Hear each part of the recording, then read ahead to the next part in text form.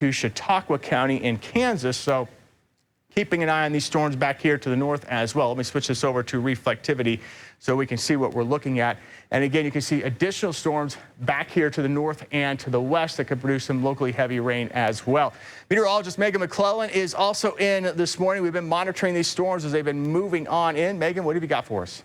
Michael, I've been watching some of the reports coming in from the National Weather Service and looking at some of the data.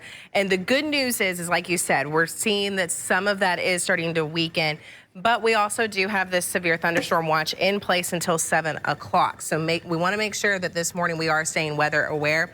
Some of the reports that I'm seeing come in through the National Weather Service over in West Tulsa, 49th West and 412. A few quarters, lots of dime-sized hail. So thankfully we're not seeing that very large hail.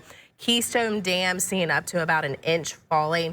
So we are still seeing that we have this hail coming in, but we're not seeing that it is that potentially big hail. I do want to take a quick look at some of our tower cameras that we have. And I've been watching this for the last couple of minutes. In Brookside, we've definitely seen a lot of rain.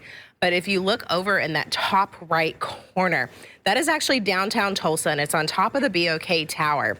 And we're seeing the rain come down, but what we're also seeing is that because of all of the wind that we have and the wind downtown, we're seeing a lot of that rain move around. So if you're waking up this morning and you're hearing the small hail hitting your window, you're hearing this rain hitting your window, just make sure that you are staying away from those windows because we do have the potential for this large hail to come in. And we are still watching that we have those strong winds as well. And then you compare this over to the bottom left. That is over down near close to the Woodland Hills Mall. That's over basically 71st and Highway 169. Things look a lot calmer, but we're watching for that leading edge to be making its way closer to that area. So just because you are waking up and you're not necessarily seeing anything just yet doesn't mean that you're in the clear. We are still watching for this to make its way through the metro as we go through the next hour or so.